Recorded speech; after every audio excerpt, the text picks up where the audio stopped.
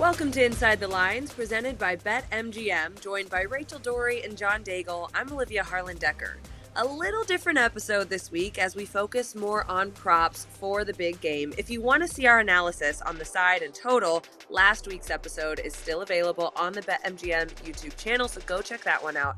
Let's start with where the public is betting in the prop market by looking at the most bet player props. This is a fun one. Brock Purdy getting a lot of attention from the public. They like him to go over his rushing prop, but also think he's going to throw an interception. The public also likes both running backs to go over their rushing props.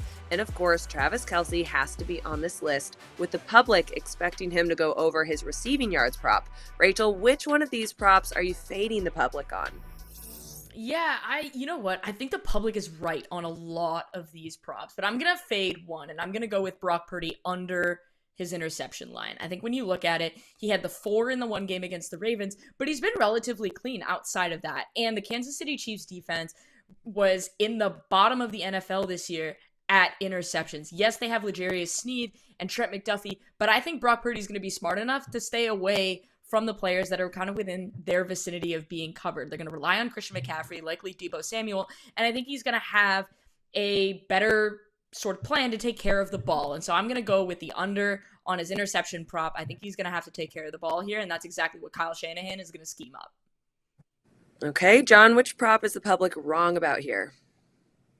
I hate to start the show like this, but like Rachel said, I do believe the public is right on a lot of these numbers. The one, though, I have less confidence in, unfortunately, is Christian McCaffrey going over 90.5 rushing yards. And that's only because we know that the Chiefs' passing defense has been elite, and when parsing that unit, I do like to look at the 11 games their 3 best players played together, and L'Jarius Sneed, Chris Jones, and Nick Bolton. And in those 11 games, even their run defense was really good. Just 10% of the runs against them in those outings gained 10-plus yards, and that would have finished as the 5th best in the league. Not to mention that McCaffrey is still obviously dealing with this injury he suffered in Week 17 against Washington, and he's been scoring touchdowns, but he's been less of an explosive player because of it. So if you told me to pick one of those that I'm not confident in, I will take McCaffrey under 90.5 rushing yards. Let's stay with player props, but focus on who's finding the end zone. There are the 5 most bet on touchdown scorers at BetMGM. Not many surprises on this list, with pass catchers Travis Kelce, Deebo Samuel up there at the top. Probably the biggest surprise is Patrick Mahomes, but with excellent odds at plus 400. On the opposite end, Christian McCaffrey laying a ton of juice at minus 225, but still a popular choice. John, which player are you siding with the public on? Patrick Mahomes could scramble for a touchdown, but remember, ever since he broke his kneecap, that's not really how they use him inside the 5 in fear of him getting injured. So to me, I look at Isaiah Pacheco at minus 130. And the Niners have quietly leaked production to running backs. Since they added Chase Young over the second half of the season, they were actually 22nd in yards per carry allowed to that position. Not to mention that even if Jerick McKinnon were to be healthy and play in this one, remember, when Pacheco was healthy before their bye, McKinnon was only averaging 4 touches per game. I think he's a non-factor. So I like Pacheco to get in the end zone in this one. I like that one too. Rachel, which one of these bets is the public winning? That makes 3 of us, because for every single reason John just laid out, I'm also backing Isaiah Pacheco here. He is their premier running back. He can get a receiving touchdown. He can get a rushing touchdown. And like John pointed out, the 49ers have actually been relatively leaky to running backs, whether it be the pass-catching running backs or just in the traditional sense of the term. And so when I look at this, there's a ton of ways Isaiah Pacheco can get in the end zone and he can produce offense. And I think Travis Kelce is obviously going to be a prime target for Patrick Mahomes. But when you get close to the end zone, where I do think that the Kansas City Chiefs have an advantage when it comes to the run game, I think Pacheco is going to be the guy that they lean on, and he's going to get in the end zone at least once in this game. So at minus 130, to me, with a projection at 62% of him getting in the end zone, I've got to take that. Oh, yeah. You know, I'm in Vegas. I can go right downstairs and place all these bets right after we get off this Zoom. So I'm excited. Thanks for this good advice, guys. Now it's time to look at some trends, but we're going to focus on the novelty props that everyone loves to bet during the Super Bowl. Okay, these are the really fun ones. Kind of goofy, kind of tough to predict, but I'm curious to pick your brains on these. First up, 2 trends with the Gatorade color. Over the last 10 Super Bowls, the winning Gatorade color has been blue or orange. 7 times. Going back to 2001, the color has never been red. It's never been pink. Maybe this is finally the year with 2 red teams playing. I don't know. You might have some synchronicity going on there. Rachel, what color is the Gatorade going to be? Tell us. Okay, so I'm a red girly in the sense that I drink red Gatorade. And when I worked in professional sports with teams, red Gatorade is the favorite. Red and purple are the ones that the guys actually like to drink. And I always heard from people that a Gatorade bath is never the color that the guys like to drink. I thought red because there's red in the Chiefs and red in the 49ers, but I'm going blue here because blue is a popular enough color that it gets drank by the players, but it's not popular enough that it's going to be depleted at the end of the game. So I feel like there's going to probably be some blue Gatorade kicking around that's going to get dumped on either coach. I know that Kyle Shanahan said his favorite's orange Gatorade, but that probably means he's drinking it and doesn't want it dumped on him. I've never heard someone predict it with those parameters. So that was pretty good. John, how are you betting the Gatorade color? For the record, I think green apple Gatorade was the best, but I was also the only person who bought it, so they took it off the market entirely and no longer exists. So unfortunately, I never knew that ever existed. It is, Yeah, it's really good, but again, 12-year-old me was the only one to purchase it, so no longer on the market. But I'm going to lean in the public favorite. It's not just because of the trend you mentioned, Olivia, with orange and blue dominating here. Orange, as dumb as this is also the closest color I can come to with either the 49ers or the Chiefs. It just seems like one that both sides could potentially have. So I do like orange if we're betting a Gatorade color. Okay, sticking with the novelty props, let's discuss the coin toss. Again, a tough one to predict. It's one of the most popular bets, though, for the big game, with the potential to win before the game even kicks off. It gets your night started right. You feel confident. A true 50-50 bet. However, Tails has been on a great run, hitting in 7 of the last 10 Super Bowls. John, do you think the trend continues with Tails? I would just say make sure you're getting the proper odds. If one or the other is favored, as you should know as a bettor, it's 50-50. So please just take the best odds here. But if you're choosing one as well, unless the conspiracy theorists come out and tell us that Tails is weighted, I would imagine maybe it's time to go to the other side. So I think the trend ends here, and I'm leaning heads in the coin flip. Okay, Rachel, do you have a lean on this one?